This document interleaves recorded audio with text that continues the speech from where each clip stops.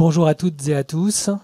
Bienvenue dans ces dialogues pour demain dédiés à l'eau dans le cadre du forum Monde Nouveau. Je suis Julien Deséco, le directeur de publication de la revue Sans Transition, média engagé qui explore depuis une dizaine d'années les grandes thématiques de la transition sur les territoires, dont l'Occitanie. Certaines ont peut-être un exemplaire en main qui a été offert dans le cadre du partenariat sur Monde Nouveau. Place au débat. Alors que plus d'un quart de l'humanité n'a pas accès à l'eau potable et presque la moitié à un système d'assainissement fiable, l'accès à l'eau, la question de l'eau, forcément, une eau qui se tarit de plus en plus dans le contexte du changement climatique, devient vraiment un sujet épineux. Selon le GIEC, la quantité d'eau disponible d'ici 2050 en France va diminuer de 10 à 40% dans nos rivières, de 10 à 20% dans les nappes et de 15 à 25% dans les pluies estivales. Forcément, la question d'un futur sans eau, comme imaginé par Frank Herbert dans le livre Dune, adapté au cinéma, est plus que jamais d'actualité. Pour en parler, j'ai le plaisir de recevoir cet après-midi dans une première partie 3 invités.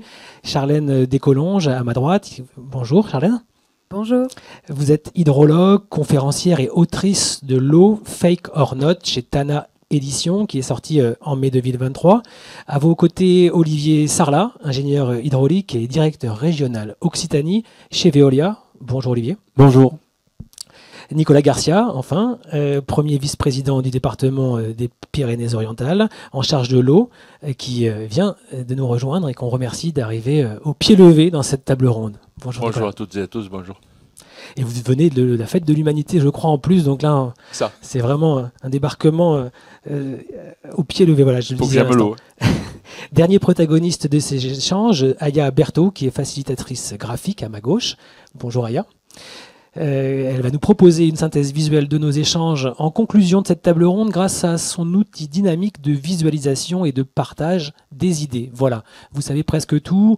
On a 3 quarts d'heure à penser ensemble, une demi-heure de débat, 10 minutes de questions-réponses et 5 minutes environ de conclusion d'Aya, si on tient le timing. Voilà. Alors c'est parti, je me tourne vers vous à nouveau Charlène pour déjà avoir une vision globale autour de la question de l'eau, de la situation concernant la ressource en eau. Ça c'est un premier point. On en est où autour de la question de l'eau? Puis après on parlera des impacts déjà présents dans le cycle de l'eau. Merci beaucoup pour cette invitation, cette introduction. Bon, déjà, je suis très émue de revenir. C'est un peu un retour aux sources puisque j'ai été formée ici. C'était ma pépinière, si on peut dire, avec le master hydrologie de Montpellier. Et ensuite, je suis partie avec l'école des mines pour faire ingénieur. Donc, le constat, il est qu'on a complètement déréglé ce cycle de l'eau. Une équipe internationale de chercheurs évalue que sur près de 500 représentations du cycle de l'eau, vous savez, ce schéma qu'on a tous appris à l'école, hein, où on pense que voilà, l'eau s'évapore des océans, arrive sur les continents et fait une boucle comme ça, sans encombre naturellement. Ben en fait, cette représentation, elle est fausse. Ça, c'est donc le résultat de cette étude de 500 schémas. 98% du temps, on ne représente ni l'impact de la pollution, ni l'impact du changement climatique. Et c'est la première fois depuis l'histoire de la Terre, vieille de 4,5 milliards d'années, qu'on a complètement déréglé ce cycle de l'eau à raison de ce changement climatique, mais aussi de notre manière d'habiter cet espace Terre. Et donc, l'hydrosystème s'en trouve complètement perturbé à plusieurs niveaux. Déjà, je vais vous parler d'emblée de ce dont on parle jamais finalement, c'est l'empreinte eau. Alors, pour celles et ceux qui m'écoutent maintenant depuis quelque temps le savent, mais savez-vous par exemple que chaque jour, par nos modes de vie, nos modes d'alimentation, on a une empreinte eau invisible de 5000 litres d'eau. C'est comme l'empreinte carbone, Charles. C'est un peu comme l'empreinte carbone. Voilà, l'empreinte eau, c'est ce qui est à l'empreinte carbone de nos modes de vie. Mais il concourt grosso modo à la même chose, c'est-à-dire que nos modes de vie, nos modes d'alimentation en particulier, ne sont pas adaptés à ce système-là. 5000 litres d'eau, donc 80% en fait est directement lié à notre alimentation. 5000 litres d'eau, pour vous donner un ordre d'idée, c'est 25 baignoires. Imaginez 25 baignoires qui sont empruntées chaque jour à la terre. Et donc c'est de l'eau qui s'échange à travers nos produits qu'on échange des pays à un autre et qui sont complètement liés à un régime carnées essentiellement ou des protéines animales. Donc là, on vient toucher à déjà des choses qui pourraient être des solutions. Et peut-être, c'est bien parce que dès le début, vous donnez le fil de cet après-midi, parce qu'on va parler de résilience agricole, résilience alimentaire. Et là, on voit bien que tout est connecté et je vous laisse poursuivre. Tout est relié, effectivement. Donc sur ces 5000 litres, alors on peut faire cette empreinte eau à l'échelle d'un pays, à l'échelle d'un produit, et aussi quand on regarde à l'échelle de l'humanité, c'est 24 000 milliards de mètres cubes d'eau. Imaginez, c'est comme si on détournait l'équivalent de la moitié des débits qui s'écoulent du continent aux océans et qu'on disait ça, c'est pour l'humanité, c'est pour produire tous nos biens de consommation, mais aussi notre énergie. Il faut se dire que dans les 5000 litres par jour ne sont pas inclus la production en électricité, par exemple. Et ça, c'est pas rien non plus. Et c'est pas rien, puisqu'en France, 50% des prélèvements en eau douce, donc sur les 32 milliards de mètres cubes qu'on emprunte, qu'on prélève, 50% sont dédiés au refroidissement des centrales électriques. Là, je parle de prélèvement. Donc, finalement, l'usage énergétique est le premier usage en France. Quand on regarde au niveau des consommations, là, c'est plus l'agriculture. Et là, on reboucle la boucle. L'agriculture qui est le premier usage qui consomme de l'eau. C'est-à-dire que sur les 5 milliards de mètres cubes d'eau qui sont finalement réellement consommés sur le territoire, 3 milliards sont dédiés à l'irrigation agricole. Et là, on voit bien le problème dans lequel on est, dans une crise alimentaire, dans une crise de l'énergie. Et on voit bien que l'eau est au cœur de ces enjeux. Et elle est plus que jamais au cœur, puisque pour paraphraser votre magazine, dans une optique de transition écologique, globale, systémique, où on va relocaliser une partie de notre industrie, on va devoir décarboner nos industries, nos modes de transport, on va devoir aussi probablement réouvrir des mines de lithium en France, on va devoir en fait avoir une empreinte eau beaucoup plus importante que ce qu'on a déjà. Donc ça pose la question du stress hydrique, à savoir, qu'est-ce que le stress hydrique? C'est nos besoins en eau qui, au bout d'un certain temps, excèdent en fait la capacité des hydrosystèmes à se renouveler. Et là, on voit bien qu'on arrive à une impasse. On arrive à une impasse. Donc pour répondre à votre question précise, là, vous n'êtes pas sans savoir peut-être qu'il y a une nouvelle étude qui vient de mettre à jour le franchissement des limites planétaires. La dernière en date, c'est effectivement celle de l'eau. Jusqu'à présent, jusqu'à maintenant, donc jusqu'à la veille de mon anniversaire, on savait que c'était la limite planétaire de l'eau verte qui avait été franchie. Donc cette eau verte, pour la définir, elle fait partie de l'empreinte eau. C'est toute l'eau qui est évapotranspirée par le végétal. Jusqu'à maintenant, on ne la prenait pas trop en compte. Et là, on s'est rendu compte qu'avec la variabilité de l'humidité des sols, qui a été complètement dépassée, en fait, on est obligé de parler maintenant de cette empreinte d'eau verte.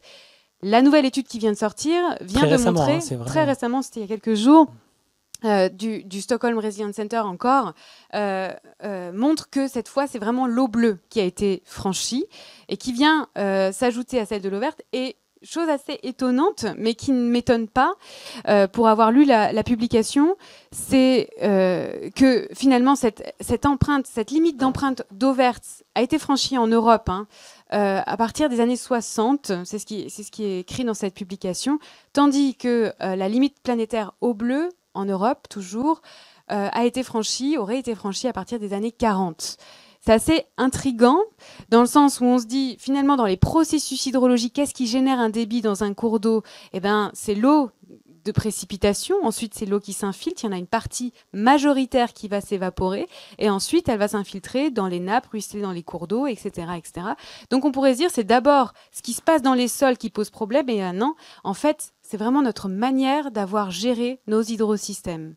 Les hydrosystèmes, donc à savoir les bassins versants, les écosystèmes, etc., ont été complètement artificialisés avant même d'avoir perturbé le climat qui a ensuite dégénéré les régimes de précipitation et d'infiltration. Ça, ce sont les premiers impacts. Donc ça, ce sont les impacts concrets. Exactement. Donc là, ça pose vraiment déjà la question de notre manière, encore une fois, d'habiter la Terre, d'habiter les hydrosystèmes et les territoires. Les gros défis à venir sur le changement climatique vont être portés justement sur notre manière de considérer ces hydrosystèmes dans nos modes de vie. Merci Charlène pour ce point global. On comprend l'enjeu clair et ce à quoi on doit faire face. Du global au local, avec vous Nicolas Garcia, cet été, ça a été la grosse crise du côté des Pyrénées-Orientales notamment. Mais surtout, il a fallu faire face à l'urgence. Est-ce que vous pouvez nous raconter déjà, avec vos mots bien sûr, ce que vous avez vécu et quelles solutions quelle adaptation vous avez dû mettre en œuvre sur le territoire? D'abord, il ne faut pas parler au passé. On est encore en crise. La moitié des piézomètres que nous avons sont en crise, donc le reste est en alerte renforcée, mis à part un petit point anecdotique où on essaye de comprendre pourquoi. Et plus d'un tiers de tous ces piézomètres, les piézomètres mesurent les nappes pliocènes et quaternaires, plio-quaternaires, et donc un tiers sont à des niveaux bas historiques, aujourd'hui. Donc on n'est pas sorti de la crise et on ne peut pas parler au passé. Alors oui, effectivement, on a... Donc parlons au présent. Au présent, on passe pratiquement nos semaines sur le fil du rasoir. Il faut savoir que, par exemple, la semaine du 15 août sur Argelès, heure par heure, on se demandait si on allait avoir de l'eau ou pas d'eau. On n'a pas manqué d'eau parce qu'on a la chance d'avoir un pliocène riche dans lequel on a puisé plus qu'abondamment. Donc, je ne suis pas hydrogéologue, mais je pense que ça pourrait être confirmé. Donc, on a puisé sur les réserves de nos enfants. On a mis en péril la pénétration du biseau salé parce qu'on a fait chuter allègrement la pression qu'on a beaucoup de mal à mesurer. Là aussi, je parle sous votre contrôle, mais on sait peut-être mesurer la profondeur d'un pliocène, mais la pression en dessous de laquelle le biseau salé rentre, c'est très compliqué à mesurer. Donc on a vécu sur le fil du rasoir tout l'été, on continue à vivre. Bon, il y a un peu moins de besoins agricoles, etc. Bon, les solutions qu'on a mis en place sur 3 mois, enfin sur un court terme, c'est que l'économie, il n'y a pas... Aujourd'hui, on a passé du temps à réfléchir à quelles solutions on va pouvoir mettre en œuvre, type recharge de nappes artificielles, solutions ponctuelles de court terme, parce que je crois qu'il y a aujourd'hui des solutions de court, de moyen et de long terme. Mais la première des réponses qu'on a trouvées, c'est changer de mode de consommation d'eau, faire des économies. Et pour une fois, tout le monde s'y est mis, les médias, les élus, on a fini par convaincre les élus que c'était pas vrai, qu'il y aurait de l'eau pour toujours et tout le temps. Donc les économies ont un peu payé, nous ont permis de passer l'été. Mais ça ne marchera pas 2 fois. Ça, c'est pour le court terme. Si on a le même automne et le même hiver, d'ailleurs sans pluie, une sécheresse historique au sens où elle a touché tout le département et depuis longtemps, ça n'était jamais arrivé, eh bien là, on risque d'avoir de très très très gros problèmes. Voilà, donc il faut mettre en place des solutions techniques de moyen terme et puis structurelles de long terme, plantation d'arbres, désimperméabilisation des sols, couvert végétal, etc. Il faut aussi beaucoup de moyens. Il ne suffit pas de dire il faut. Quand vous dites il faut, parce que même s'il ne suffit pas de le dire, c'est quand même mieux en le disant. Oui. Ça va mieux en le disant.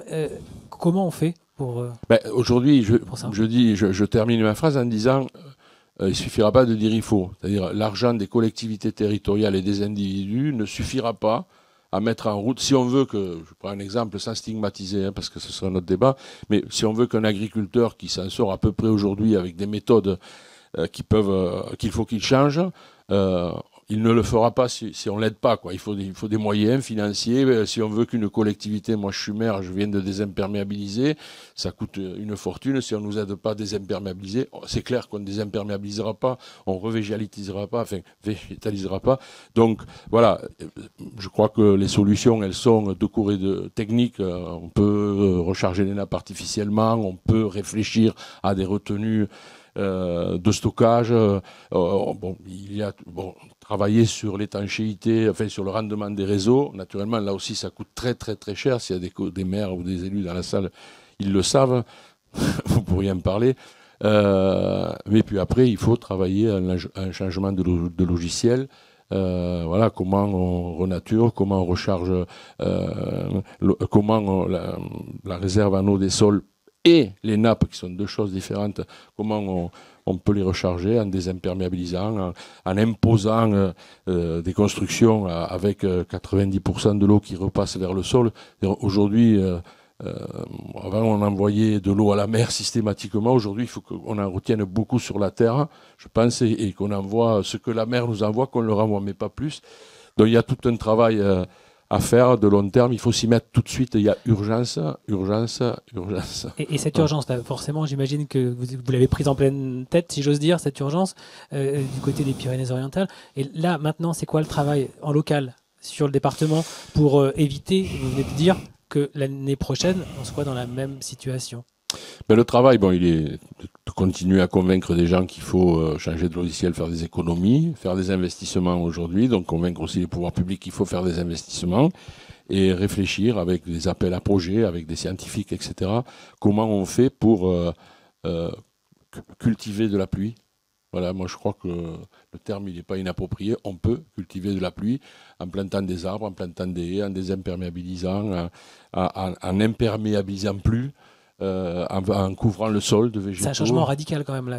Oui, c'est une orientation en tout cas. Si c'est une priorité... Orientation et changement radical, si c'est pas une pareil. priorité nationale et pour l'humanité, je pense qu'il faut s'y mettre. Si on construit quelques chars d'assaut et quelques fusées à moins, avec des charges atomiques à moins, pour faire ça, ce serait déjà pas mal.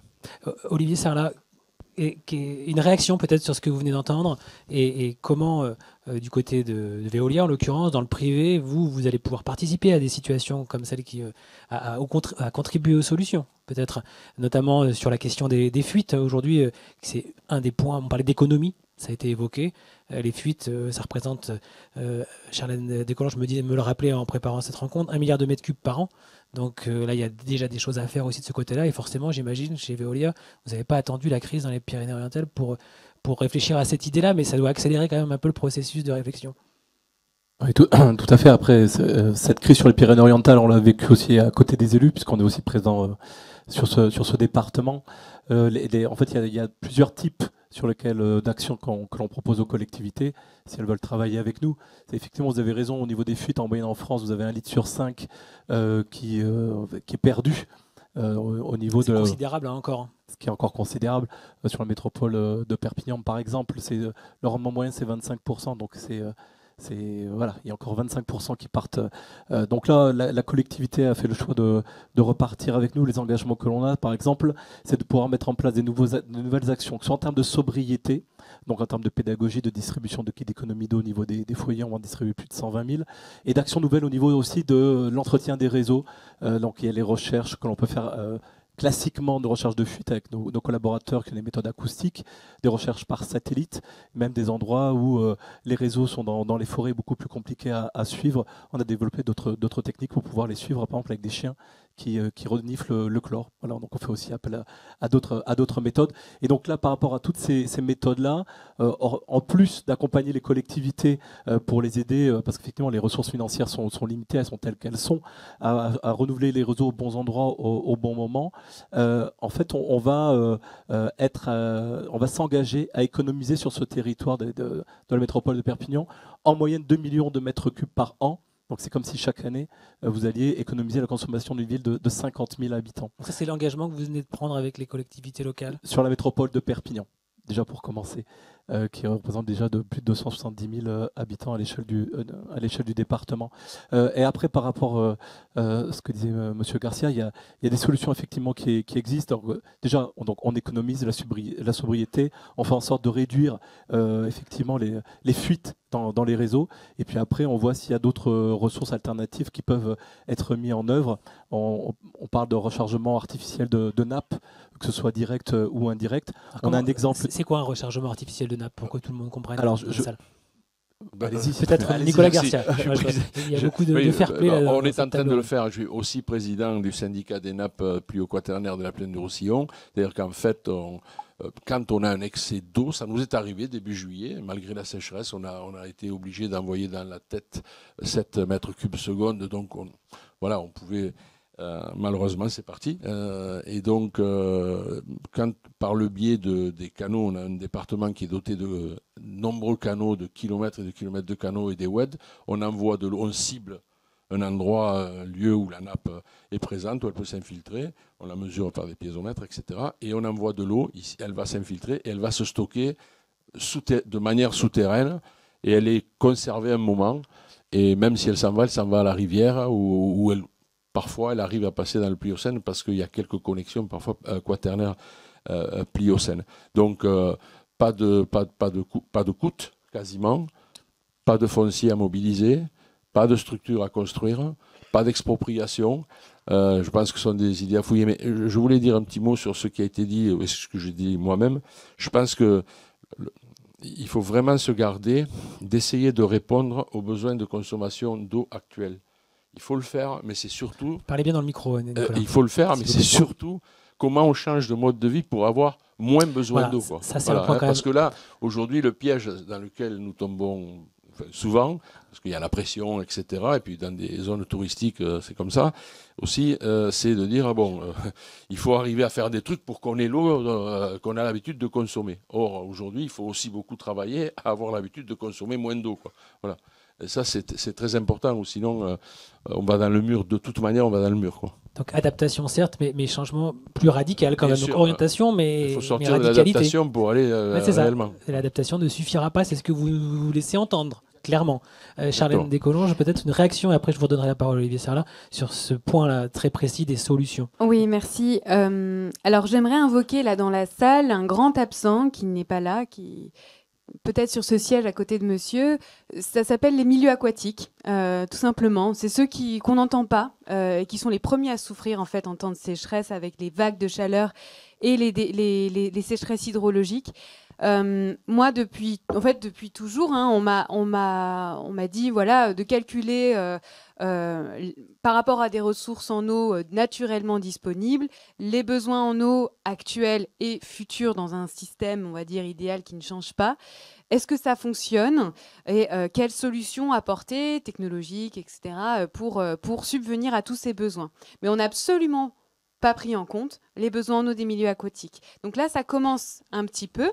Ça commence avec ces fameuses études HMUC ou études volume prévable que moi j'ai pu piloter à une échelle locale. Mais c'est complètement absent de nos perceptions, encore une fois. Les milieux aquatiques, c'est tout ce qui nous rend d'incroyables services, tant au niveau de la pollution des eaux, l'épuration naturelle des eaux, l'oxygénation, le stockage des crues, le stockage des eaux en tant que de crues, retenir suffisamment d'eau en été quand on en a besoin, accueillir une biodiversité incroyable. En fait, je veux dire, on fait partie d'un monde maintenant, on dépend du vivant, nous sommes des vivants parmi les vivants.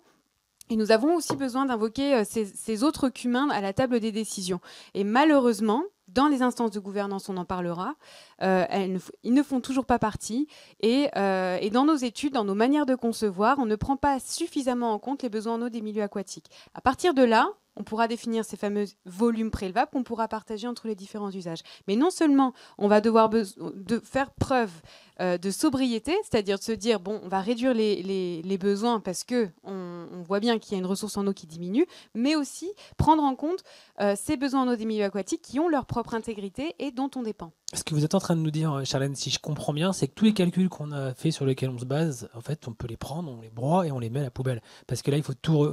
concrètement, parce que... Alors, si heureusement, non. Si on ne prend pas en compte le vivant aussi, qui nous permet, en l'occurrence, de vivre, ça veut dire que là, on est un peu hors sol par rapport à ce qu'on est en train de vivre. Si vous voulez, le législateur, je pense, a mis du temps en fait, à intégrer ça. Et aujourd'hui, dans les schémas de gouvernance de l'eau, notamment les SDAGE et les SAGE, on l'intègre de plus en plus. Donc ça change. Ça change. Les mentalités changent et c'est tant mieux. Par contre, est-ce qu'on va pouvoir le faire assez vite face à un climat qui se dérègle, mais littéralement très vite, et l'ensemble du vivant qui s'effondre aussi. Donc c'est vraiment une question là de temps. Et je rejoins notre élu qui dit qu'on a urgence à agir, on a urgence aussi à changer nos modes de pensée. Olivier Sarlat, sur ce que vous venez d'entendre, peut-être à la fois la solution technique, bien sûr, qui a été précisée, et aussi sur le changement de paradigme, le changement de calcul nécessaire. Comment vous, chez Veolia, vous intégrez ces différentes dimensions ? Effectivement, par rapport à l'urgence à laquelle on doit faire face, on a des solutions d'adaptation et d'atténuation. L'adaptation, c'est maintenant, aujourd'hui, parce que le premier mètre cube qui va nous manquer, c'est celui qui va coûter quelque part le plus cher. Quand je disais que il faut d'abord traquer les fuites, faire en sorte d'économiser, parce que c'est ce niveau de prix de l'eau. Si demain on veut passer à la réutilisation des eaux usées traitées et produire de l'eau potable, ça va être 2 fois plus cher. Si on veut faire du dessalement, ça va être encore 2 fois plus cher. Donc effectivement, ça, il faut le prendre en compte dans les décisions qui vont être prises. Et par rapport à ce qui vient d'être dit, je vais prendre l'exemple de nos collègues espagnols. On exploite la station d'épuration de Llobregat sur Barcelone. Et je rejoins ce que vous disiez, c'est-à-dire que ces eaux usées, en fait, on les traite sur cette station d'épuration et elles étaient avant rejetées en mer. Aujourd'hui, 95% de cette eau est réutilisée. C'est-à-dire qu'il y en a sur un volume de 300 000 m3 par jour, ce qui représente un peu plus de 50 millions quand on regarde les usages qui normalement doivent être rejetés en mer. Il y en a 70% qui servent à produire de l'eau potable. Il y en a une partie qui est réinjectée dans des puits sur Barcelone pour éviter d'avoir les problématiques de biseaux salés qui vont polluer les nappes souterraines. Et tout ce qui reste, plus de 20 millions de mètres cubes, est restitué. Non, là, c'est la réutilisation des eaux usées traitées, c'est pas le dessalement. Et parlez bien le micro, Nicolas, si vous voulez intervenir. Ouais. Et après, les plus de 20 millions de mètres cubes qui restent, aujourd'hui, sont restitués aux zones humides et à l'agriculture. Parce qu'avant, effectivement, les agriculteurs, parce qu'ils ont besoin d'eau, effectivement, pompaient aussi dans la nappe, ce qui appauvrissait la nappe, et effectivement, faisait diminuer la pression, et avec cette problématique après de biseaux salés.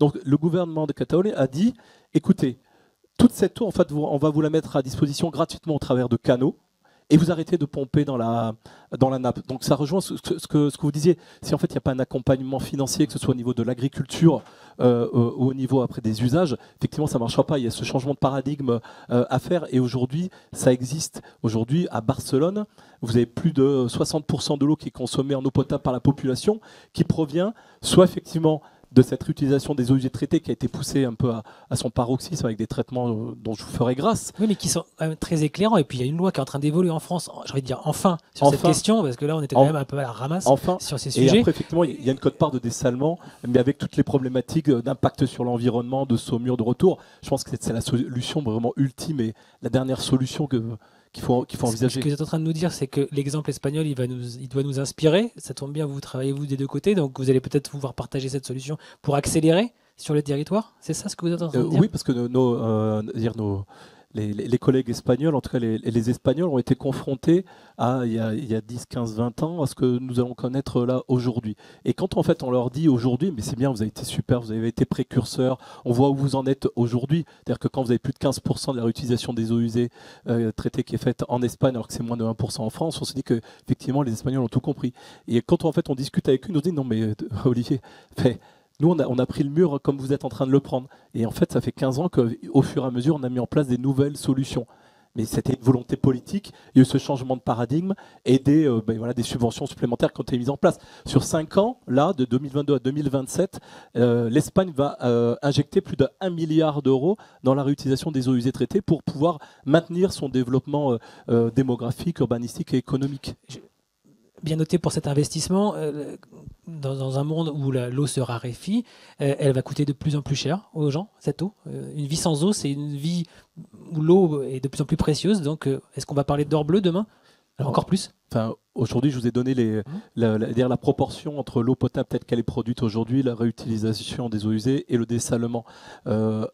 Moi, je ne vais pas vous donner une projection à 50 ans. Non, sans parler de 50 ans, mais est-ce que l'eau gratuite, l'eau abondante, c'est fini? Alors l'eau, de toute façon, elle est faussement abondante sur Terre, parce que quand vous regardez la quantité que vous pouvez utiliser pour l'eau potable, c'est moins de 0,01%. Hein, même si on a 70% de la planète qui est couverte d'eau, mais malheureusement elle est salée. Donc je prends un exemple, c'est que quand en fait vous arrivez au niveau d'un service à concilier le petit cycle de l'eau, c'est-à-dire la production d'eau potable, sa distribution, la collecte des eaux usées, son traitement, voire après sa réutilisation, en fait aujourd'hui, toujours sur la métropole de Perpignan, on arrive à avoir des économies d'échelle qui font que on va avoir 34 communes sur 36 qui vont payer beaucoup moins cher que ce qu'elles payent aujourd'hui. Donc on sait mettre en place aujourd'hui des solutions qui, pour l'instant, jugulent le prix de l'eau. Mais c'est aussi lié à un autre phénomène, c'est que ces services, ils ont besoin d'énergie.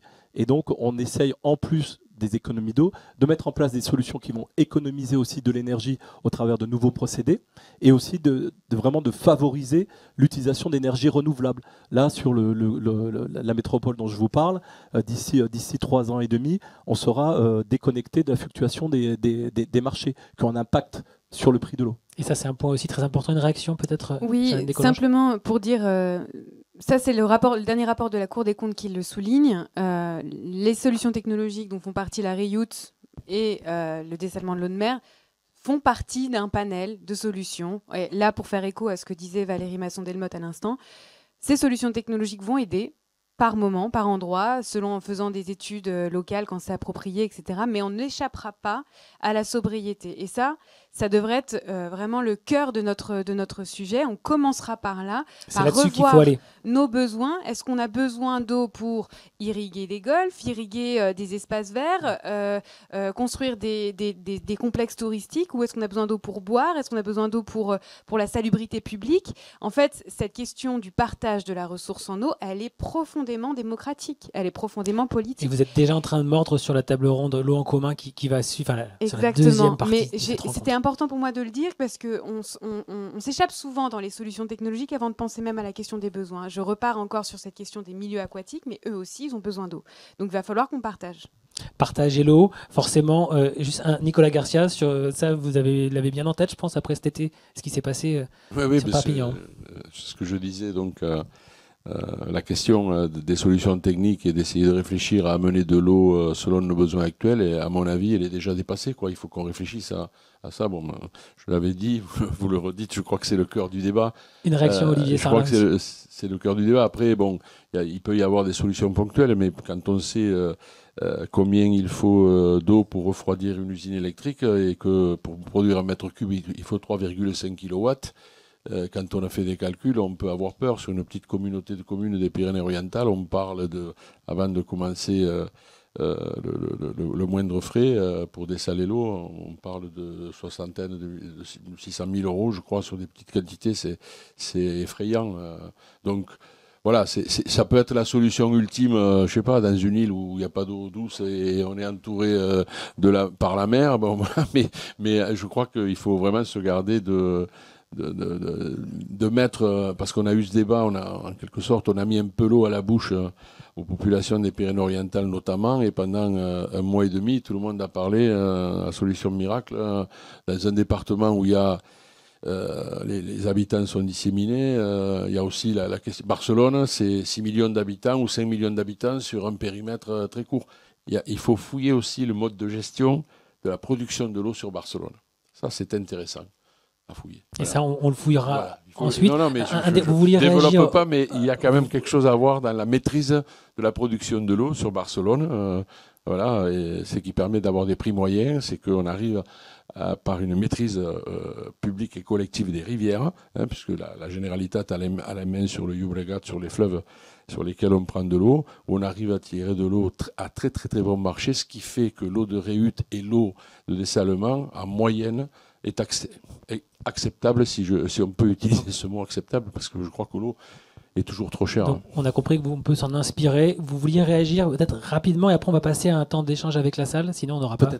Très rapidement. Très rapidement, parce qu'on parlait effectivement de consommation d'eau, on parlait aussi de production agricole. Sur la partie agricole, aujourd'hui, on déploie des fermes de bioconversion, donc de production de protéines animales à partir d'insectes, qui vont pouvoir après effectivement intervenir dans des systèmes d'aquaculture ou d'élevage, qui consomment, par exemple, si je prends une tonne de protéines issues d'insectes, ça consomme 1500 mètres cubes de moins qu'une tonne issues de protéines de soja. Et on revient sur ce qui a été dit tout à l'heure, réorienter non, mais là, il faut qu'on parle vraiment du modèle agricole d'une manière générale, et surtout nos modes d'alimentation à nous, notre assiette. Là, on n'est plus sur savoir est-ce qu'on va continuer à pouvoir manger autant de viande en utilisant des insectes. Là, il va falloir se poser la question très sérieusement, au regard des impacts climatiques et hydriques, est-ce qu'on continuera à manger toujours autant de viande quand on sait que ça demande beaucoup de céréales et donc d'eau et on voit bien que la réponse est dans la question quand même. Je crois que vous pouvez les applaudir pour cette première partie.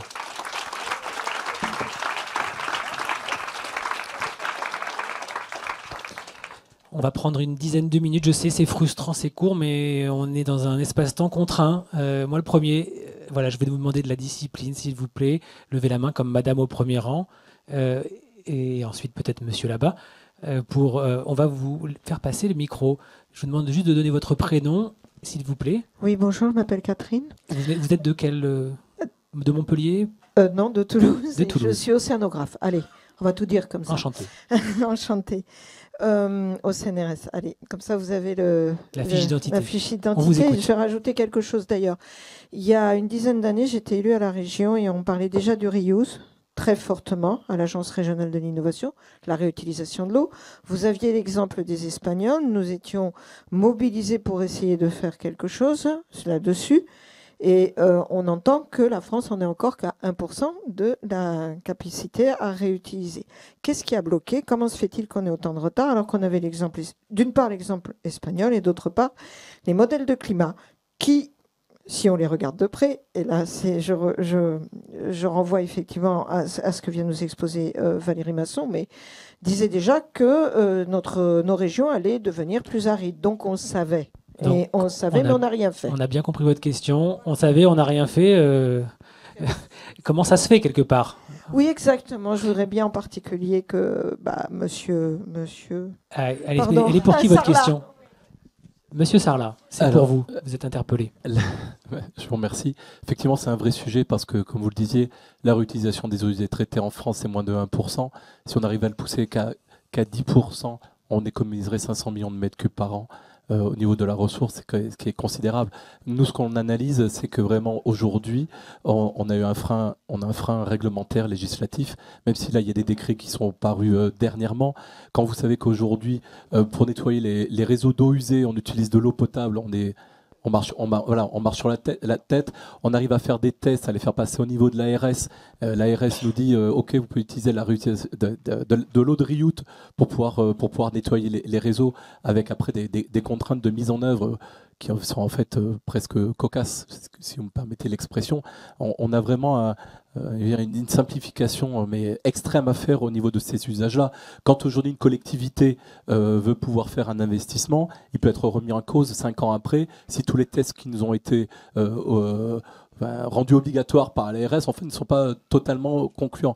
Donc c'est vrai que c'est compliqué quand vous avez cette épée de Damoclès qu'une collectivité dise bon, ok, moi je vais investir, mais ça se trouve tout ce que je vais investir, mais demain en fait je vais être obligé de le démonter. Donc là vraiment il y a une évolution, heureusement. Il y a une volonté gouvernementale, il y a une évolution au niveau de la réglementation. Nous, ce qu'on espère, c'est que ce rythme, on arrive à le mettre pour pouvoir déployer cette réutilisation des eaux usées traitées, parce que des tests, on en a fait des dizaines en France.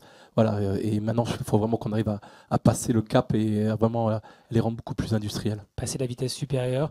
Vous voulez très Oui, rapidement? Très rapidement. Alors, j'entends qu'il faut le développer, il faut enlever tous ces cadres réglementaires qui nous ont empêchés justement de développer ça. On ne va pas pouvoir le faire partout, hein, c'est clair, on le sait. Les rejets de stations d'épuration font un rôle de soutien à l'étiage des rivières à l'intérieur des terres, donc on ne va pas pouvoir aggraver les sécheresses hydrologiques avec ça. On a compris. Le bémol. Le TEC, excusez-moi, le Nicolas. TEC chez nous, c'est une petite rivière qui n'a pas de barrage. Quand il est en étiage bas, plus de 60%, c'est de l'eau des stations d'épuration. Donc on ne pourra pas l'utiliser deux fois. Si on l'enlève de la rivière, Il va falloir choisir. On ne le mettra pas dans le canal ou dans les... Par contre, à Argelès, on a fait le calcul et c'est en place et on est un peu freiné parce que il vient de nous arriver ce que vous venez de décrire. À Argelès, on peut avoir 1 million de mètres cubes au moment où à la fois l'agriculture en a besoin et où ils sont produits. Non, En conclusion de ça, par exemple sur Montpellier, c'est effectivement, parce que l'eau est rejetée en mer, c'est 30 millions de mètres cubes qui pourraient être remis à disposition du territoire. C'est plus de 10 millions au niveau de Perpignan. Donc selon les situations, on a compris que ça effectivement, pourrait être littoral. un levier ou pas, dans lequel on pourra éventuellement puiser. Autre question dans la salle, s'il vous plaît. Oui, bonjour. Attendez, je ne vous vois pas. Là, Bonjour, madame. Vous êtes Bonjour, votre prénom, s'il vous plaît. Yvette. Voilà. Yvette. Moi, Vous je suis êtes de d'une quel coin? ancienne génération où la sobriété, c'est quelque chose que j'ai connu. C'est quelque chose que je mets dans mon quotidien. Voilà. Et je ne comprends pas qu'on utilise de l'eau potable pour les toilettes. Pourquoi on ne mettrait pas en route des toilettes où on aspire les matières au lieu de mettre de l'eau? En plus, on économiserait plein de choses. Donc, l'eau grise aussi, je voudrais qu'on parle de l'eau grise. Alors, une question, s'il vous plaît, pour partager l'eau et aussi D'accord. le temps de Mais parole. c'est le réemploi. Vous voyez, vous mettez un saladier dans Ok. votre... Pour vous On laver va les déjà mains, répondre à votre question, madame, et puis vous après, on en va partager. resservez. Vous voyez? Alors, Les toilettes. très Ça, c'est rapidement, choquant et sur les ouais, c'est je vous c'est donnerai vraiment- après. Très rapidement, faut comprendre comment se sont développés les réseaux, en fait, depuis quand et comment ça a été pensé. Et ça a été pensé dans un moment de l'histoire où il n'y avait pas le changement climatique et les sécheresses hydrologiques. Donc, on n'avait pas à se poser la question. En fait, très rapidement, les villes se sont développées en prenant de l'eau et en l'évacuant le plus vite, le plus loin possible. Et donc, on a fait 2 circuits, eau potable, assainissement, et un réseau pour tous les usages, parce que c'était des économies d'échelle, parce que pour les collectivités, c'était plus simple à gérer. Si on va chercher une eau non conventionnelle ailleurs, ça veut dire qu'il faut installer un double comptage. C'est un manque à gagner au niveau du système financier de l'eau paye l'eau. Donc en fait, c'est très compliqué. C'est quelque chose qui n'est pas aussi simple dans les villes en particulier, autant dans les communes plus rurales où voilà, des événements très ponctuels, ça a son sens d'utiliser des toilettes sèches, etc. Mais il faut faire des études et savoir est-ce que dans un climat qui change, c'est quelque chose qui peut être soutenable d'un point de vue financier de changer complètement ce système d'assainissement, et surtout sur les nouvelles constructions, est-ce que c'est quelque chose qui a du sens? Il y a certaines constructions à Grenoble, par exemple, qui ont fait le choix de mettre ça en place et ça marche très bien. On peut y rajouter le réseau pluvial. Effectivement. Voilà, tout à fait. Qui conduit l'eau à la mer et sans passer par la terre. Et donc on pouvait rajouter aussi le réseau pluvial. Bon, en tout cas, moi je comprends votre question. C'est quand même choquant à l'heure où on demande à chacun de faire des économies, où on voit que la question du partage de l'eau est au cœur de notre quotidien, de balancer dans les toilettes de l'eau qu'on peut boire. Je pense que l'intelligence humaine doit nous proposer d'autres solutions.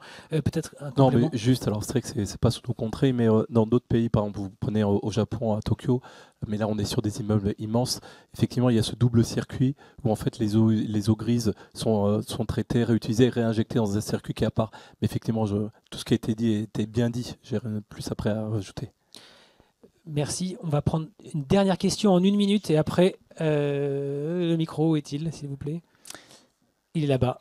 Merci. Une petite question par rapport à l'intervention précédente de Valérie Masson-Delmotte, qui parlait de maladaptation. Est-ce que les retenues collinaires, finalement, c'est pas une maladaptation? Et là, je m'adresse notamment à Charlène Descolonges. Il y a des projets, je suis ici, en haut à droite. Est-ce que les projets actuels, notamment dans notre région, ne vont pas impacter les écosystèmes lagunaires qui sont déjà en sursalinité l'été? Voilà, quoi penser de cette potentielle maladaptation et quoi dire à nos élus? Alors, je crois que la question m'est directement posée. Et ce sera la dernière réponse. Et je réponds très rapidement. Alors, je ne connais pas du tout les projets dans la région. Par contre, je vais vous faire un témoignage. Ce que c'est qu'une retenue collinaire. Une retenue collinaire, c'est une retenue qui est construite en point bas topographique et qui collecte les eaux de ruissellement. La vraie question, c'est pour quel usage ? À quoi ça sert de collecter, de stocker cette eau? Est-ce que c'est vraiment perdu de laisser l'eau s'écouler finalement, faire son grand cycle et puis boucler jusqu'aux mers et océans? La vraie question, c'est qui va être privé, qui va être grévé de cette eau qui est stockée?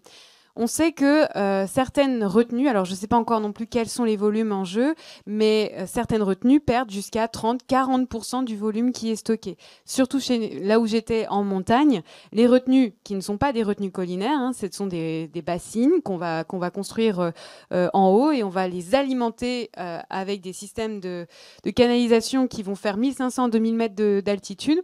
Avec quelle énergie? Bref. Pour alimenter un modèle monoski qui, on sait, court à sa perte. Donc la question, c'est le besoin, qui est grévé et quels sont les impacts sur les milieux aquatiques. Et après, pour répondre à votre question localement, c'est à quoi ça sert, qui va payer, et voilà, c'est toutes ces questions-là. Et effectivement, je rejoins la question de la maladaptation, qui sont des solutions très court terme, qui répondent à un besoin économique qui continue finalement à aggraver les sécheresses hydrologiques et l'impact sur les milieux. Merci à tous les trois pour vos interventions. Merci à la salle, bien sûr. Merci à la technique. Cette table ronde donc touche à sa fin, en tout cas la première partie. Vous pourrez retrouver le débat en intégralité sur le site du Monde Nouveau d'ici 48 heures. Et puis, bien sûr, je vous redonne l'ouvrage de Charlène Descolonges, L'eau, fake or not, Tana Édition, et la revue Sans Transition, que j'ai le plaisir de diriger. Scandale en cascade, le dernier numéro, à la une. Voilà, merci à vous. Je vais laisser la parole à Aya qui va nous proposer une conclusion graphique avec ces mots. Et moi, je vous retrouve ensuite avec des nouveaux invités pour une table ronde qui va s'appeler L'eau en commun. On aura une toute petite pause de 5 minutes après la conclusion d'Aya, et on me demande de savoir juste, et je vais te donner la parole Aya, avant, qui va rester avec nous dans cette deuxième table ronde. Merci de lever la main, vous avez compris avant la question, vous êtes formidable. Ou qui ne va pas rester plutôt. Voilà, ça c'est bon. Aya, c'est à toi. Merci. Alors très rapidement, voilà ce que j'ai entendu de ce qui a été dit. À commencer par un constat un peu sombre. Ouais, c'est bon ? Oui, oui, il faut que je me mette en dehors. Donc un constat un peu sombre, voilà, notre empreinte eau qui s'élève à 5000 litres, soit 25 baignoires, et qui en plus, donc qui est aujourd'hui énorme, et qui en plus va augmenter, n'est pas prêt de s'arrêter. Et ce petit schéma là que effectivement on connaît bien sur le circuit que j'ai refait, voilà, sur ce cycle de l'eau qui effectivement ne fonctionne pas du tout. Et pourquoi ? Parce que 50% sont redistribués dans les villes, 25% partent. Enfin, il y a une perte d'environ 25% de l'eau récoltée. Donc il y a aujourd'hui une volonté de faire des choses à des endroits, dans des collectivités, dans des mairies, voilà, qui essaient de faire des petites choses, mais qui nous dit quand même, ah oui, mais il nous faut quand même beaucoup plus de moyens, et c'est quand même très urgent. Alors bon, du coup, ça pose quand même vraiment cette question tout en haut de comment on veut en fait habiter cette terre. Ça, c'est une des choses qui ressort très fort de toutes vos interventions. Et puis on parle de sobriété, de quoi ? C'est-à-dire qu'on sent bien aujourd'hui qu'on n'est pas tout à fait prêt encore, qu'il y a encore beaucoup de choses à changer, et que c'est beaucoup aussi dans les prises de conscience, les comportements, et voilà. Et un constat un petit peu comme ça, pouf, en disant oui, faut consommer moins. Et puis on n'en est plus à savoir si on va continuer à manger de la viande ou pas. On est bien au-delà. Pourtant, des solutions existent. Il y a des solutions. J'ai pas eu le temps de tout mettre, mais il y a des solutions qui ont été évoquées aujourd'hui. Je finirai la fresque avec ça, sur cette touche malgré tout d'optimisme dans ce constat.